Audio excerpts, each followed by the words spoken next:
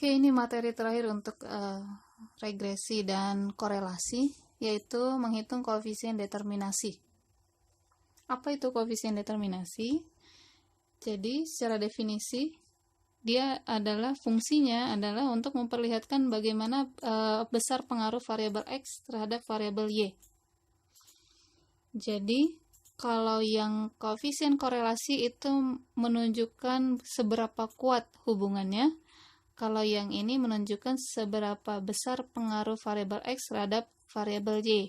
Jadi acuannya nanti lebih ke memastikan bagaimana persamaan regresi itu berlaku.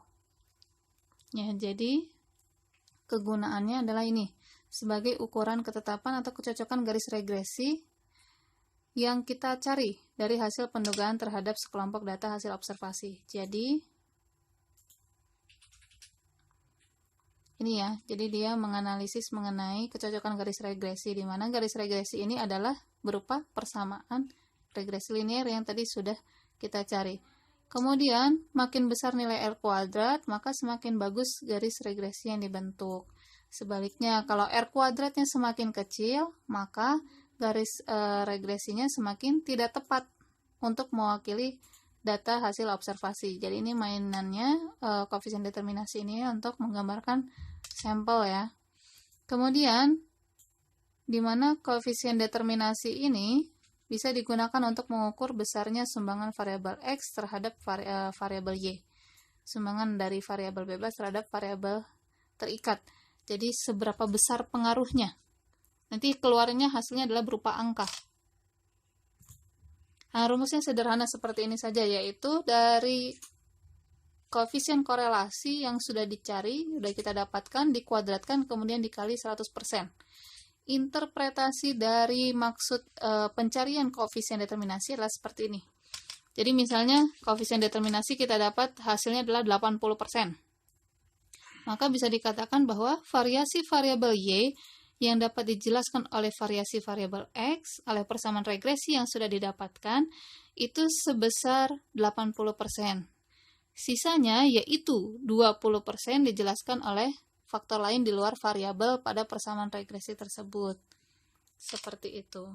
Kemudian kita coba akan kerjakan sesuai dengan contoh ini, masih contoh yang satu ya. Masih contoh satu. Masih dengan data yang sama, mau dicari koefisien determinasinya.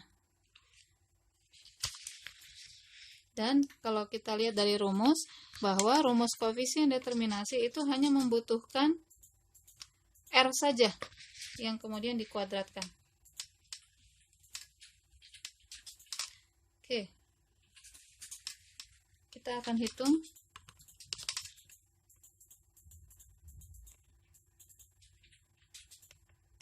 Ya, ini ya. Sebelumnya kita sudah mendapatkan nilai R-nya adalah 0,86. Ini ya, dari yang sebelumnya, ini dari contoh 3 kita dapatkan dari data yang sama. Koefisien korelasi adalah 0,86. Saya tuliskan kembali di sini bahwa R-nya adalah 0,86. Kemudian kita tinggal menghitung koefisien determinasinya adalah R kuadrat kali 100%, berarti 0,86 dikuadratkan kali 100%. Seperti ini. Kemudian 0,86 kuadrat adalah 73,96.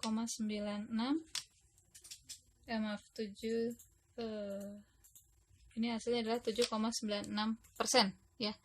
Jadi 0,86 kuadrat itu hasilnya adalah 0,7396. Kemudian kali 100% hasilnya ini. Berarti yang penting berikutnya, ini jangan sampai dilewat ya, walaupun seperti narasi saja. Interpretasinya kita tulis kembali. Bahwa 73,96 ini merupakan variasi dari variabel Y, yaitu yang kita tahu variabel Y adalah volume penjualan ya. Variasi volume penjualan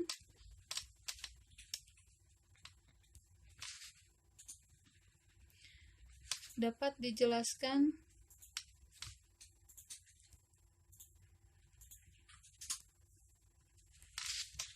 oleh variasi X itu adalah biaya promosi ya, oleh variasi biaya promosi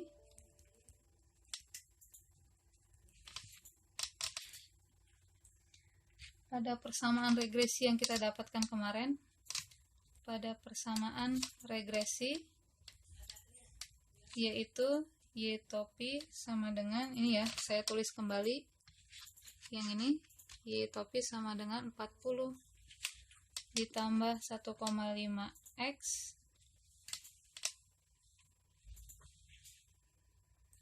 adalah sebesar 73,96%.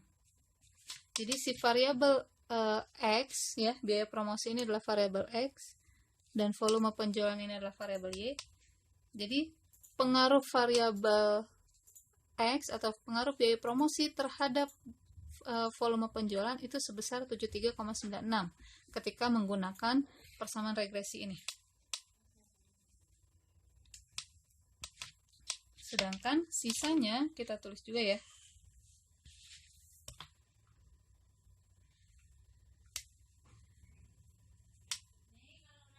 Sisanya itu sekitar 26,04 ya. Dari 100% kurangi 73,96. 26,04 itu dijelaskan oleh faktor lain.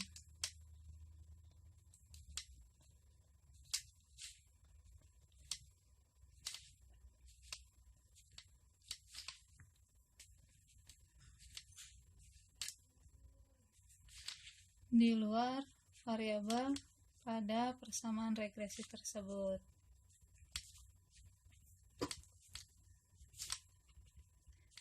Nah, seperti ini. Jadi selesaikan selalu soal koefisien determinasi sampai interpretasinya ditulis seluruhnya ya.